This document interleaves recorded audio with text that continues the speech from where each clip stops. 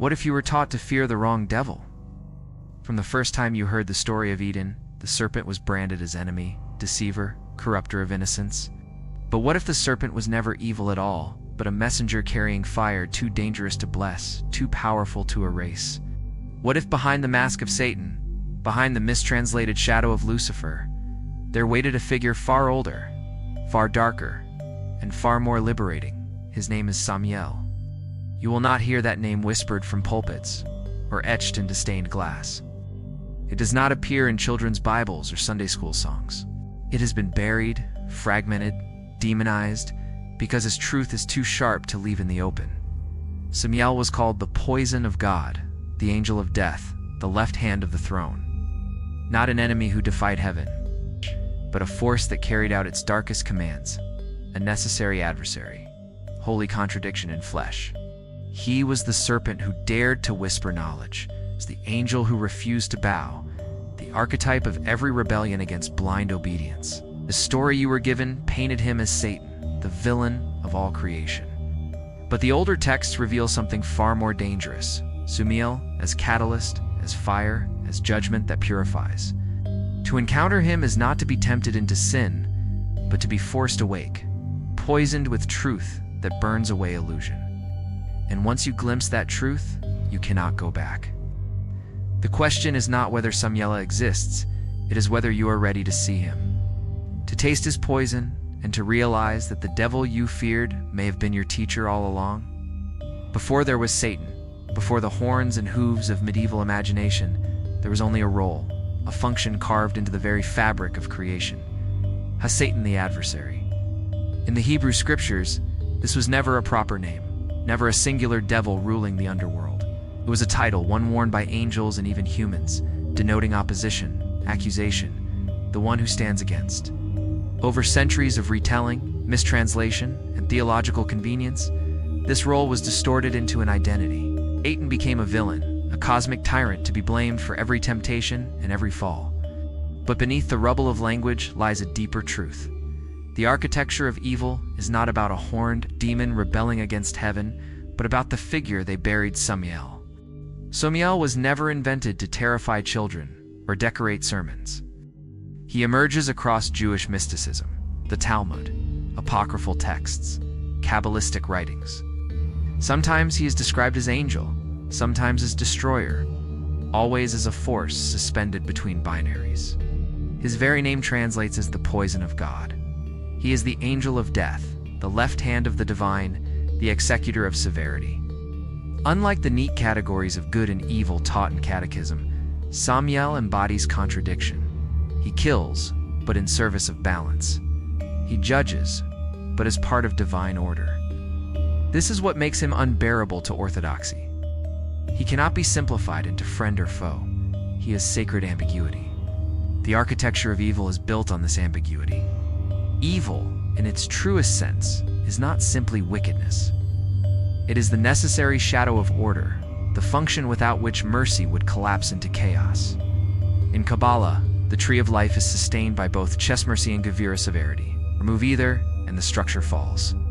Samiel stands in Gevura's shadow, the one who wields judgment so that balance can exist at all. He is not a traitor to God. He is God's own contradiction, the embodiment of a universe that requires both blessing and curse to remain whole. And yet this is precisely what religious systems feared most. A being who executes divine judgment without apology threatens the comforting illusion of a gentle, omnibenevolent deity. A serpent who offers knowledge instead of submission exposes the fragility of blind obedience. A voice that refuses to bow, even when commanded by heaven itself, dismantles the architecture of control. For those who built empires on obedience, this was intolerable, so they rewrote him. They stitched his name into the mask of Satan. They overlaid him with the mistranslated Latin Lucifer, taken from a single poetic verse in Isaiah meant for a Babylonian king. They fused serpent, rebel, devil, adversary into one caricature, easy to condemn, easy to fear. And behind that mask, Samiel disappeared, at least in name. But function cannot be erased. Throughout the scriptures and the myths, the shadow returns. An angel of death hovering above the dying with a drop of poison on his blade. a serpent in a garden whispering not deceit but choice, a figure refusing to bow to Adam because fire does not kneel before dust. Each fragment points back to the same source, the same archetype, the same architecture. Samiel is not gone. He is encoded into the very structure of what we call evil. And what is evil in this frame? But the function of balance, the necessary adversary that systems of control cannot tolerate. This is why his role terrifies institutions. If Samiel is not an enemy of God but an executor of God's shadow, then the binary collapses.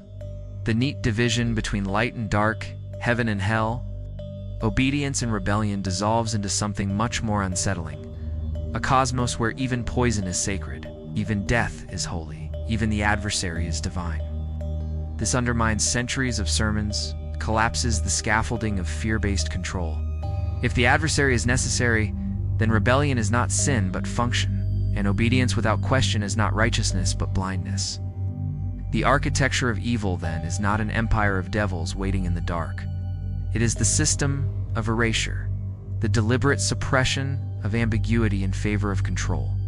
It is the rewriting of Samiel into Satan. The branding of knowledge as sin, the demonizing of autonomy as corruption. The true architecture is not his creation but their distortion, their need to hide the fact that the adversary serves a sacred role. Because if humanity ever remembered that, if we ever looked the serpent in the eye and saw, not deception but awakening, the machinery of obedience would grind to a halt. Samiel is not the villain in this structure, is the crack in the facade, the fissure through which truth seeps. He reveals that evil is not a foreign invader, but an integrated element of balance. He shows that the poison which ends life also purifies, that the adversary who confronts you does so not to destroy, but to strip illusions. And this, above all, is why he was hidden. Because the most dangerous adversary is not the one who tempts you with pleasures, but the one who tempts you with truth. To understand Samiel is to understand that the devil you were taught to fear never truly existed. What exists instead is an ancient architecture, a framework of divine severity, judgment, and transformation, a role that institutions twisted into a monster so that you would never question the script. But once you glimpse this design, once you see the adversary as architect rather than enemy, the old binaries collapse. Good and evil blur. Mercy and judgment entwine. And reality itself begins to look different. Not a battlefield between God and devil, but a balance maintained by both hands of the divine. This is the true architecture of evil, not rebellion for rebellion's sake, but necessary opposition, sacred poison, the shadow without which no light could endure. Once you see it, you can never look at the serpent, the angel of death, or the adversary the same way again. Symbols do not exist to decorate. They exist to reveal, to encode, to carry truths that ordinary language cannot hold. And when we speak of Samiel, his story is written not in sermons or creeds, but in symbols. The serpent, poison, the refusal to bow. Each of these is more than image. Each is a sigil, a glyph of rebellion etched into the architecture of myth, surviving even when his name was buried beneath the weight of fear. Begin with the serpent in Eden. For most of us, it was introduced as a deceiver, a tempter whispering sin into innocence. But a serpent is more than a reptile. It is the archetype of transformation. Across cultures, serpents shed their skin, die, and resurrect themselves in endless cycles. They coil into circles, becoming the Ouroboros, symbol of eternity and rebirth. To place a serpent in Eden was never to depict evil. It was to place transformation at the heart of the human story. And when that serpent spoke, it did not seduce, it offered choice. Knowledge of good and evil was not poison in the sense of venom that kills, but poison in the alchemical sense, a substance that burns away illusion, forcing the soul to awaken. To call the serpent Samiel is not blasphemy, it is recognition. He is the adversary not because he deceives, but because he dares humanity to evolve. Then comes the poison itself. In the Talmud, the angel of death hovers above the dying, a drop of venom trembling on his blade. When the soul departs, that drop falls into the mouth, severing the last thread of life. At first glance, this seems cruel, but look again. The poison is not torture, it is initiation. It is the bitter draft that ends one cycle so another can begin. It is both toxin and medicine, the dark sacrament that purifies by annihilation. In Semitic languages, the root Sam contains this paradox. In Hebrew, it means drug or substance. In Aramaic, it leans toward remedy. In Arabic, it denotes lethal poison. 3 tongues, 3 meanings, 1 force. Samiel embodies this ambiguity. His poison destroys the false self, the ego, the illusions of permanence. What dies is not life but illusion. What is born is truth. This is why mystics feared his touch and seekers revered it. To drink his poison is to awaken, but awakening always tastes like death first, and then the refusal to bow. In apocryphal traditions, when God created Adam and commanded the angels to prostrate themselves before dust, most obeyed. Samiel did not. He stood unmoved, not from arrogance, but from conviction. Fire does not kneel before clay. Spirit does not serve matter. In that moment, he became more than angel. He became archetype, the first refusal, the prototype of every voice that dares to say no to unworthy command. That refusal echoes through every rebellion, every act of sovereignty, every whispered question. Why should I obey? It is a sigil carved into the architecture of human consciousness, a reminder that obedience without understanding is not righteousness, but blindness. These 3 symbols, serpent, poison, refusal form, a triad, a ritual language that speaks across centuries. Together they tell a story not of evil, but of awakening. The serpent offers transformation, the poison enacts purification, the refusal embodies autonomy. They are not images of sin. They are the grammar of liberation. Once you learn to read them, the myths of Samiel stop being warnings and become instructions. Look at how these symbols persist, even in distortion. The serpent continues to haunt religious art as the enemy, yet in occult traditions, it becomes Kundalini, the coiled energy rising up the spine toward enlightenment. The poison continues to be feared as death, yet in initiatory rites across cultures, sacred potions, herbs, and toxins were ingested to dissolve ego and glimpse the divine. The refusal to bow continues to be demonized as pride.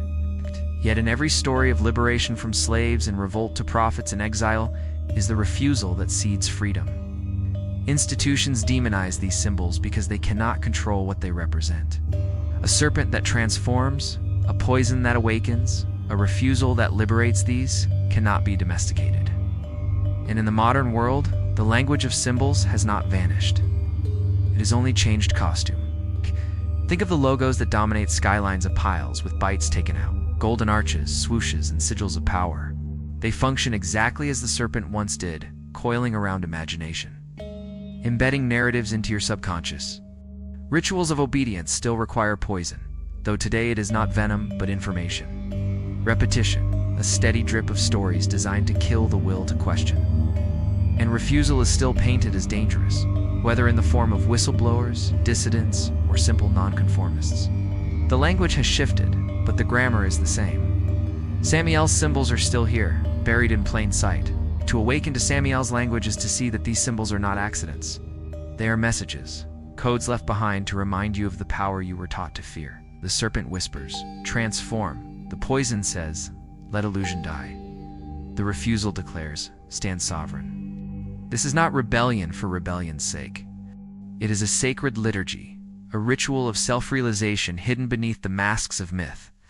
And perhaps this is the most dangerous part of all. Once you understand the language, you cannot be lied to in the same way again. When you see the serpent, you will not recoil. You will listen. When you taste poison in the form of heartbreak, failure, or collapse, you will not despair. You will recognize initiation. When the world commands you to bow, you will ask whether the throne deserves it. Symbols, once decoded, strip away the illusion of inevitability. They reveal the architecture of control, and they hand you the keys to dismantle it. This is why Samiel's symbols survived even when his name was erased, because symbols are harder to kill. They hide in art, in language, in the subconscious of humanity. They wait for seekers willing to see past the caricature of Satan, the mistranslation of Lucifer, the fear programmed into obedience. And when you see them, when you feel the serpent coil, the poison burn, the refusal harden in your bones, you realize the adversary was never outside. He was always in you, waiting to speak in the only language that can never be silenced, the language of symbols. Long before coins glittered in temples, long before empires minted their emblems of power, blood was the first payment, the oldest currency. Sealed covenants, consecrated altars, and bound oaths in ways that no parchment ever could. Blood was life distilled, and to spill it was to acknowledge that power always exacts a price. In the myths of Samiel, blood does not appear as incidental detail, it is a signature, the watermark of rebellion and consequence. His presence is marked not in comforting blessings, but in bloodlines, in wounds, in the crimson contracts that shaped human destiny. Consider Cain, the firstborn of humanity. In apocryphal texts, Cain is not simply the son of Adam and Eve, but the spiritual child of Samiel. Where Abel offered docile sacrifice, Cain brought fire and defiance. His offering was rejected, his rage ignited, and he struck his brother down. That moment has been recited for millennia as the birth of sin, the first murder staining human hands. But through another lens, it is the blood payment for autonomy. Abel embodied obedience, his life was submission incarnate. Cain embodied refusal, his act was rebellion crystallized in flesh. When he shed Abel's blood, he did not only destroy, he purchased something forbidden, the right to choose his own path. This is the paradox of blood. Two systems of control, Cain is forever cursed, branded as murderer. But to hidden traditions, his legacy is more complicated. Cain becomes the father of cities, of tools, of artistry. He is the builder, the innovator, the line through which human civilization expands. While Abel fades into the myth as a lost offering, Cain endures as a lineage of progress. His blood crime is recast as blood investment, the violent cost of moving humanity beyond obedience. And behind that act, the whisper of Samiel can be heard. Rebellion is never free, it is purchased in blood. This is not unique to Cain. Blood threads through every story tied to Samiel's archetype. The serpent in Eden did not spill blood, but his gift of knowledge carried a blood price. Exile, pain, toil, mortality. The angel of death in the Talmud ends life with a drop of poison. But each death is a payment, an exchange of illusion for reality. In mystical traditions, the Clippet the shadow tree ruled by Samielas, born from vessels shattered by the unbearable light of creation. Even there, in the primal architecture of the cosmos, power is purchased in rupture, in brokenness, in the spilling of essence. Blood is not metaphor, it is currency. The ancients understood this better than we do. Sacrifices offered on altars were never about appeasing gods with meat and smoke.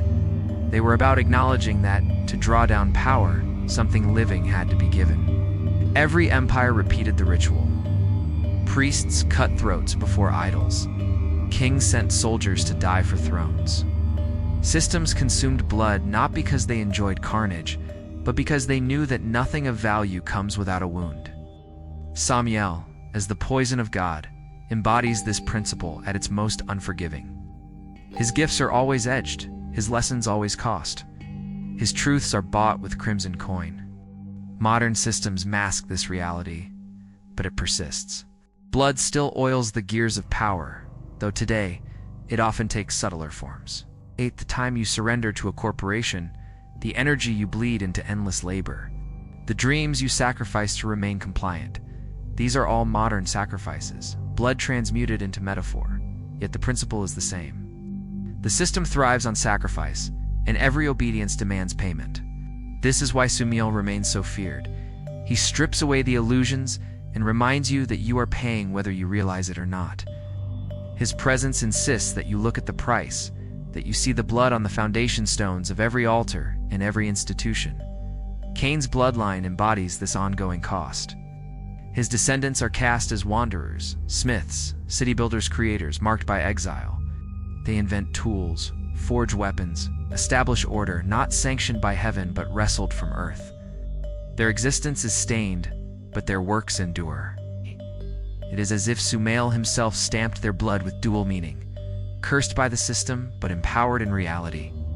This duality is at the heart of his archetype. Blood both damns and liberates, both marks and consecrates. To embrace autonomy is to accept the price, to bleed willingly if it means living free of inherited chains. This inversion is unbearable to orthodoxy. Religion insists that blood spilled outside the sanctioned altar is sin, that rebellion is only curse, that Cain is only murderer. But hidden in the cracks of tradition is another story. Blood is initiation, as the necessary payment for transformation. The poison that severs life is also the medicine that purifies the soul. The murder that ends obedience is also the birth of autonomy. Samiel is not present to comfort, he is present to collect the price, to remind us that freedom has always been written in blood. Look at history, and you see the same pattern. Revolutions bathed in blood, prophets martyred, their lives spilled so their words could ignite change. Every step humanity has taken away from obedience and towards sovereignty has been purchased with sacrifice. Systems of power know this, which is why they sanctify certain sacrifices as holy soldiers dying for the state, martyrs dying for faith while branding others as crimes. But beneath the labels, the principle is unchanged. Power costs blood, and the adversary's role is to expose this truth. Samiel's presence haunts every drop spilled. He is the whisper reminding us that nothing we cherish, freedom, knowledge, consciousness, came cheaply. Every step away from illusion was paved with crimson. His archetype insists on honesty. Do not romanticize liberation. Do not pretend awakening is painless. To awaken is to bleed, sometimes literally, always spiritually. To drink his poison is to die to falsehood, and death is always written in red. This is why blood is the oldest currency. It is raw, unforgivable, undeniable. You cannot fake sacrifice. You cannot buy awakening with comfort. The systems of control fear this truth because once you understand it, you stop sacrificing blindly. You begin to choose where your blood, your time, your life is spent. Stop bleeding for altars that despise you and start investing your essence in truths that endure. Samiel's legacy is this choice: to acknowledge the price and to pay it consciously, rather than unconsciously feeding systems that thrive on your ignorance. Cain's story, the serpent's whisper, the angel's blade, each is a reminder of the same principle. Blood marks the passage. Blood seals the transformation. Blood is the proof that you have chosen. And though it is bitter, though it is costly, it is also sacred. For only in blood can illusions die, and only in blood can truth endure. Every system of power rests on agreements. Some are written in law, others etched in ritual, still others whispered in the silence between names. To understand Samiel is to recognize that his very existence is contractual. He is not chaos wandering without purpose. He is covenant embodied, a binding force, a pact between light and shadow that no priest dared to speak aloud. And the most forbidden of these contracts is not the one made with mortals, but the one forged in the hidden architecture of creation. Samiel's union with Lilith and his rule within the realm of the Cliffith. Lilith, the first woman, the one who would not kneel, is already a symbol of broken contracts. Where Eve accepted her role in Adam's shadow, Lilith refused, walking away from paradise rather than submit to hierarchy. Her exile was not failure, it was autonomy. When she joined with Samiel, their bond was not romantic but archetypal. Two forces of refusal. Two adversaries of obedience, sealing themselves together in a pact of defiance. Their union is the inversion of Adam and Eve, a dark covenant that births not submission but disruption. Where Adam and Eve generate a lineage bound to obedience, Lilith and Samiel generate archetypes of resistance. Demons, yes, in the sanitized language of orthodoxy. But in truth, they are legions of questions, of impulses, of forces that fracture systems. This covenant expands in the Kabbalistic vision of the Cliffith. The shells are husks, the realm born when the vessels of divine light shattered under the weight of creation. Orthodoxy calls it corruption, a cosmic accident. But mystics whispered that within those shards lies the raw potential of transformation. Samiel is enthroned here, not as a tyrant, but as a warden of what could not be contained. The Cliffith is not hell in the medieval sense. It is the shadow tree, the underworld of consciousness, the contract humanity signs whenever it descends into its own darkness. To walk this path is to accept the pact that enlightenment demands descent first, that awakening requires confrontation with shadow. Samiel's presence in the Cliffith is a reminder that contracts are not always comforting. Some are written in light, binding communities with law and mercy. Others are written in poison, binding seekers with trials and initiations. The Lilith contract is the latter. It says if you would know yourself, you must pay in descent. If you would awaken, you must drink the poison that strips away illusion. Samiel does not promise safety in this pact. He promises transformation, and transformation always costs. This logic is not foreign to us. Contracts in our world still operate by similar rules. The employment contract binds your hours, your energy, your creativity, traded for survival. The loan contract binds your future, trading time for debt. The social contract binds your obedience to authority in exchange for protection. Every one of these is a ritual pact, a structure designed to channel sacrifice into order. The difference is that these modern contracts are written to serve institutions, not souls. Samiel's contracts, by contrast, serve truth. They do not protect comfort. They demand confrontation. They are not designed to pacify. They are designed to awaken. And yet this is why he is so feared. A God who offers blessings in exchange for worship is easy to understand. A devil who offers indulgence in exchange for your soul is even easier to condemn. But a being who offers awakening in exchange for your illusions, that is intolerable, because his contracts cannot be gamed. You cannot sign in half measures. To accept his pact is to accept poison, to allow yourself to be undone, to lose everything false. Institutions branded this dangerous, painted it as diabolical, because such a covenant unravels control. Seeker bound to Samiel is bound to no other master. Lilith's role in this union deepens the lesson. She embodies the refusal of patriarchal order, the contract of autonomy signed with her own exile. When she joins with Samiel, their covenant becomes the archetypal pact of sovereignty. Together they birth forces the rabbis name demonic, because what else do you call energies that cannot be contained? But seen through another lens, those legions are simply the manifestations of choices, desires, rebellions, and awakenings that every system tries to suppress. The pact of Samiel and Lilith is not a deal with evil, it is the recognition that power lies outside obedience, and that to access it, you must walk away from paradise as they did. In this light, the serpent in Eden is itself a contract. Eve did not sign with ink. She signed with action, with bite. To eat the fruit was to enter into covenant with autonomy, to accept the pact of knowledge even at the cost of exile. That act has been vilified for millennia as humanity's downfall. But within the architecture of forbidden wisdom, it is initiation, the first human contract with Samiel. Paradise was not lost. It was traded, exchanged for the chance to know, to choose, to be sovereign. The price was blood and pain. The reward was consciousness. This is the pattern of all contracts tied to Samiel. They are never comfortable, never easy. They do not promise safety. They demand sacrifice, and they return sovereignty. That is the essence of the Lilith. Vessels break, light spills, shells remain. To step into that shadow tree is to sign your name in fire and in poison, acknowledging that growth requires rupture. It is not a contract of comfort, it is a covenant of transformation. And what of us? Every day, consciously or unconsciously, we sign contracts. With our employers, our governments, our relationships, our gods. Some of these sustain us, others drain us. Samiel's archetype challenges us to ask, which contracts are you bound to, and at what cost? Are you paying your life into pacts that pacify, that numb, that enslave? Or are you willing to sign the harder covenant, the one that poisons first, but liberates later?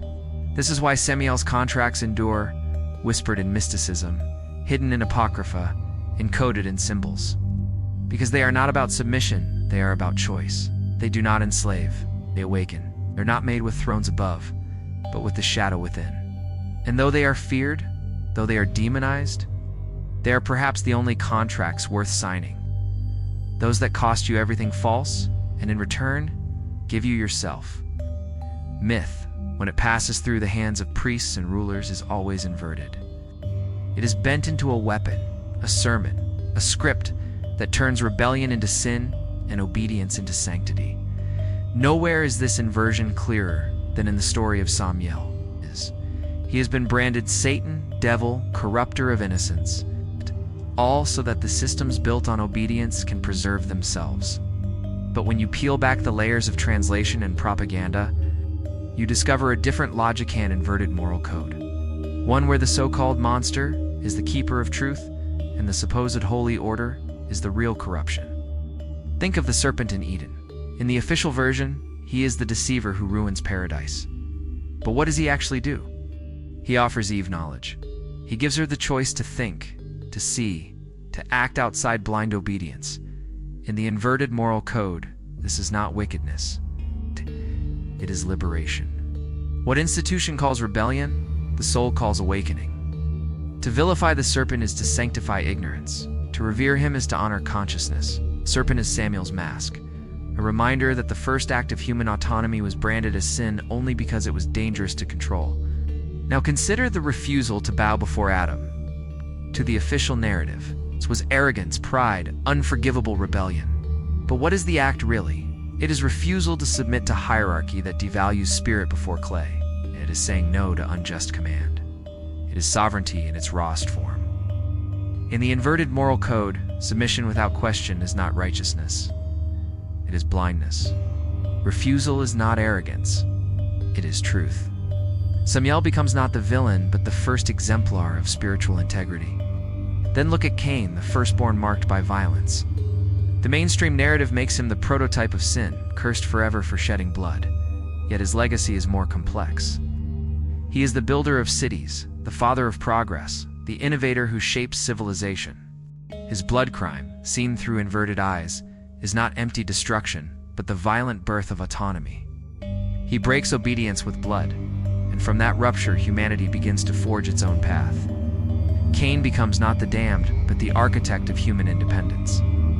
Samiel's shadow hovers over him, not his curse, but his lineage. Lilith, too, embodies this inversion. Cast out as demonic seductress, she is actually the first woman who refused subjugation. In the inverted code, her exile is not failure, but sovereignty. To pair her with Samiel is to double the defiance. To carve into myth the truth that freedom requires walking away from paradise when paradise is built on chains. Their covenant, painted as monstrous union, is actually the archetypal pact of liberation. This pattern repeats endlessly. What is branded evil is often simply untamed truth. What is sanctified as good is often obedience packaged as virtue. Samiel embodies the archetype that unmasks this inversion. He is called adversary, not because he seeks destruction, but because he stands against lies. He embodies severity, poison, rupture, all the things that shatter illusions. And institutions cannot tolerate him because he dissolves the neat binary of good versus evil that they use to keep power intact. The medieval church romanticized Lucifer as the fallen star, the tragic rebel, because a poetic villain can still be controlled, still be sermonized. But Samiel is raw, surgical, intolerant of masks. He does not fit the role of misunderstood hero. He is confrontation itself, the adversary who will not soothe, who will not console, who will not permit you to keep your illusions. He is not evil, he is uncompromising truth. That is far more terrifying than any horned devil. This inverted moral code also exposes the hidden fear of institutions. They are not afraid of chaos for chaos's sake. They're afraid of exposure. They fear what happens when people realize that much of what is called holy is simply control. That much of what is called sin is simply sovereignty. They fear that once you recognize Samiel as the adversary of lies, the mask falls, and obedience loses its sanctity. The serpent becomes teacher. The poison becomes medicine. The refusal becomes sacred. In our modern world, this inversion is still at work. Whistleblowers are demonized, while corrupt systems call themselves guardians of order. Protesters are painted as threats, while unjust laws parade as moral necessities. Individuals who dare to walk away from conformity are branded selfish, prideful, even dangerous, while those who perform obedience are praised as righteous.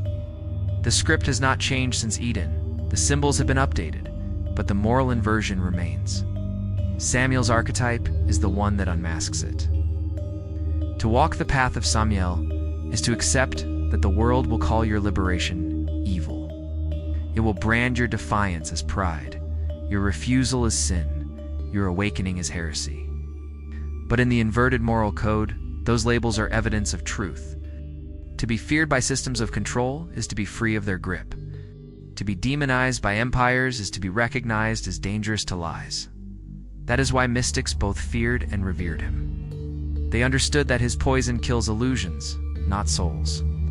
They knew that his refusal was not rebellion against God, but refusal to let God's name be used as a tool of control. This is why Samiel cannot be erased. His presence lingers in every act of defiance that births transformation, in every collapse that reveals corruption, in every voice that whispers no when the system demands yes. He is the adversary, but not of humanity of illusions. He is the shadow hand of divinity, the one who makes balance possible by refusing to sanctify lies. The inverted moral code is not comfortable.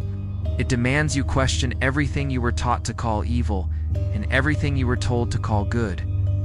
It forces you to see that morality is often propaganda, and that the true adversary is the only one willing to tell you the truth. Once you see this, you cannot unsee it. You begin to recognize Samiel not in horns or hooves, but in every moment of clarity that burns. In every refusal that costs you comfort, in every confrontation that strips away the false. He is not the devil of children's books. He is the blade at the neck of illusion, the poison that purifies, the serpent that awakens. He is not here to comfort you. He is here to confront you. And in the inverted moral code, that confrontation is not evil, it is sacred. Rituals are not only the province of priests and temples, they surround you, weave through your days, and structure your thoughts.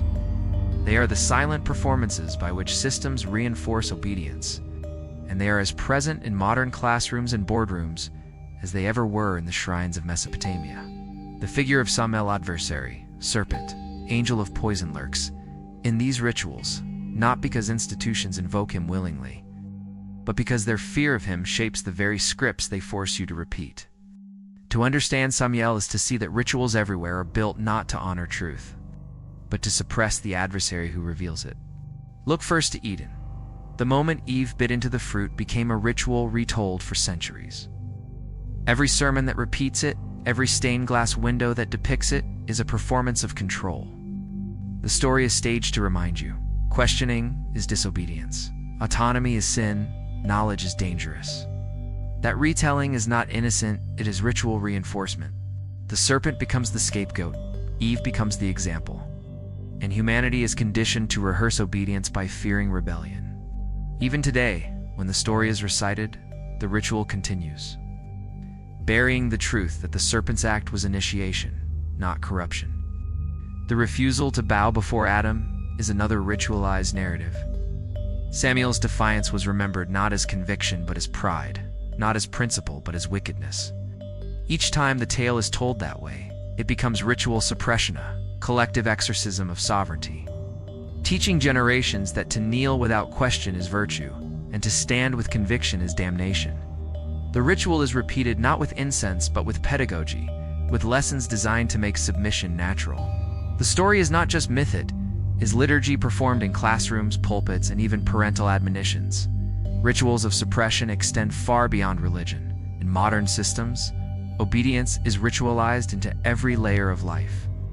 The anthems sung before sporting events, the pledge recited in schools, and the corporate slogans chanted in offices. These are not habits, they are ceremonies. Each repetition is a spell designed to bind identity to system. The anthem is a ritual of nationhood. The contract you sign for work is a ritual of servitude. The endless metrics, evaluations, and gold stars of education are sacraments of obedience. They do not just measure you, they condition you. The ritual ensures that by the time you are grown, you no longer need chains. You carry the ritual inside, bowing automatically to authority without knowing why. This is where Samiel still haunts. Every ritual of control is, at its core, an attempt to suppress his archetype. Every anthem says, "Forget the serpent who whispered independence." Every contract says, "Ignore the refusal that stood against Adam." Every advertisement says, dull the poison that could awaken you. Rituals are the immune system of control, suppressing the adversary in you before it can speak. But suppression is never complete. Rituals leak, cracks appear, and those cracks the adversary still moves. Think of the cliff in Kabbalah, the shattered vessels that birthed a realm of husks. To walk its path is itself ritual descent, a ceremony of stripping illusions. Samiel governs here, not with choirs, but with poisons, forcing seekers to confront truths systems bury. Mystics understood that rituals of light, the prayers, the blessings, the orderly ascents of the tree of life, were only half the map. The other half was shadow, ritual inversion, descent into darkness to confront what the rituals of control could not eliminate. To face Samiel was to break the cycle of empty repetition and engage in ritual of confrontation. Even failure becomes ritual in this lens. The heartbreak that shatters you, the collapse that forces you to rebuild, the humiliation that burns away ego, each is an initiation. A dark ceremony written into existence by the archetype of the adversary. You do not need incense or temples. Life itself becomes the altar where Samiel administers his poison. Every collapse is ritual purification. Every refusal is ritual sovereignty. Every wound is ritual awakening.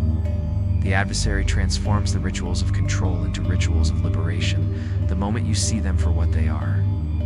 Modern systems still fear this. That is why rebellion is ritualized as villainy. Protesters are called mobs. Whistleblowers are demonized as traitors. Voices of dissent are branded dangerous. This labeling is not descriptive, it is liturgical. It is the same as calling the serpent Satan, the same as branding Lilith demonic. It is a ritual of control, performed through media and law, designed to bury the adversary in narrative, so that people fear the very archetype that could free them. But each time the label is uttered, Samiel's presence flickers, because behind every villain painted by the system lies a question. What truth did they expose? What illusion did they break? What refusal did they embody? Rituals everywhere, then, are double-edged. They can suppress, but they can also reveal. Once you awaken to the pattern, you begin to see that every anthem is an attempted burial. Every pledge is a chain disguised as song. Every accusation of evil is often aimed at the adversary of lies. And in that recognition, ritual shifts. It no longer binds you. Start to read it, decode it, even invert it. The anthem becomes noise.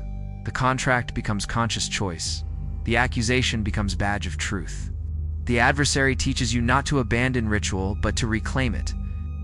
That is the paradox at the heart of Samiel's archetype. He is feared because he poisons rituals of control, turning them into ceremonies of awakening. He is despised because he refuses to let repetition substitute for truth. He does not seduce you into sin. He disrupts the liturgy that keeps you asleep. He shows you that the rituals everywhere are not neutral, but scripts, and that to break the script is the first true act of liberation. The question is not whether you are participating in ritual. You always are. The question is whether the ritual belongs to you or to the system. Will you keep repeating the ceremonies of control, bowing to altars that despise you? Or will you embrace the adversary's ritual, harsh, poisonous, liberating that strips away illusion until only sovereignty remains? Awakening is not a soft light. It is not a gentle hand guiding you into comfort. It's fire in the lungs, poison on the tongue, the shattering of walls you mistook for safety. Every tradition that dared speak of Samiel described him this way, not as comforter, but as adversary, not as savior, but as interrupter. He does not cradle you into enlightenment, he burns you awake. And once the poison enters your system, there is no return to sleep. The systems around you are built on ritual, repetition, obedience. From childhood, you are trained to kneel before invisible thrones. At school, you learn to raise your hand, to wait for permission, to earn stars that shape your sense of worth. At work, you learn to trade your hours for survival, to smile on command, to conform so thoroughly that you barely notice the slow bleed of your own soul. Religion reinforces it with stained glass, politics with flags, culture with slogans. Together they weave the illusion that obedience is safety, that compliance is virtue, that silence is peace. This is the system. It does not need chains because you become your own jailer. Awakening is when that mechanism fails, and the anthem no longer moves you, when the boss's demands feel hollow, when the sermon sounds like noise. It is not bliss, it is poison. It's a drop on Samiel's blade severs the illusion, and you feel yourself fall into the rawness of truth. You see the cage, and worse, you see how willingly you lived inside it. That recognition is agony.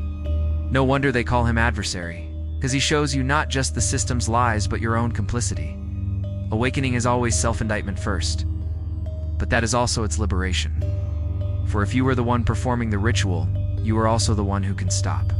This is the truth institutions cannot survive. You were the ritual all along. Your obedience fed it. Your silence kept it alive. Your fear sanctified its altars. The system was never stronger than you. It only convinced you to sacrifice yourself on its behalf. When Samiel poisons you with truth, the spell breaks. Stop bleeding unconsciously into contracts and start choosing. You stop obeying scripts and start writing your own. This is why awakening is feared more than rebellion. A rebellion can be crushed by armies, but a mind on fire cannot be recaptured. A soul that has tasted poison cannot be fooled by sugar again. Once you know that safety was a cage, you cannot unknow it. Once you realize that obedience was slavery disguised as virtue, you cannot bow with the same conviction. Systems rely on your blindness, but the adversary offers sight, and sight cannot be undone. Samiel's archetype teaches that awakening is not escape from darkness, but passage through it.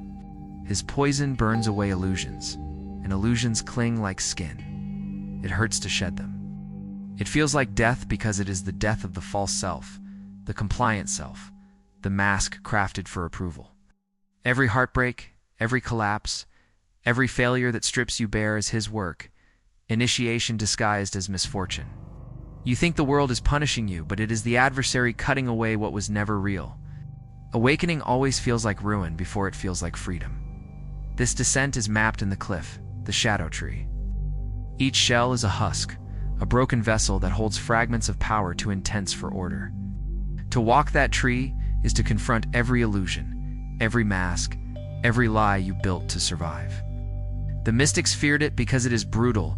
There is no mercy here, only severity. Yet those who endured knew the truth. The poison is medicine, the death is birth, the adversary is teacher. To awaken is to descend, to confront the shadow, and to rise not purified, but integrated.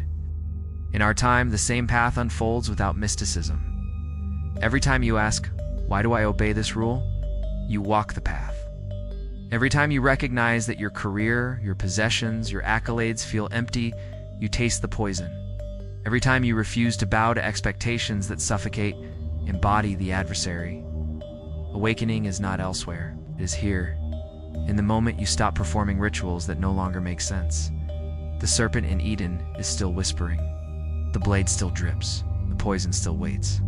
This is why Samiel's name was erased, because a populace awakened to his archetype cannot be ruled. A soul that has walked through poison does not need priests, kings, or bosses to dictate meaning. It is seen that authority is an illusion, a ritual that only works if you consent. And once enough people withdraw consent, the system crumbles without battle. This is the apocalypse feared by every empire, fire from the sky, but awakening from below. Awakening does not promise paradise. Samiel does not sell comfort. It offers only confrontation. It shows you that success is defined by the system: degree, job, house, retirement. It's a script you never wrote. It dares you to ask, what do I truly value beyond the applause, beyond the approval? His poison forces you to face the terrifying freedom of choice. No script, no guarantees, just raw sovereignty. That is why his gift is feared, is harder than obedience, lonelier than conformity, riskier than silence. But it is real.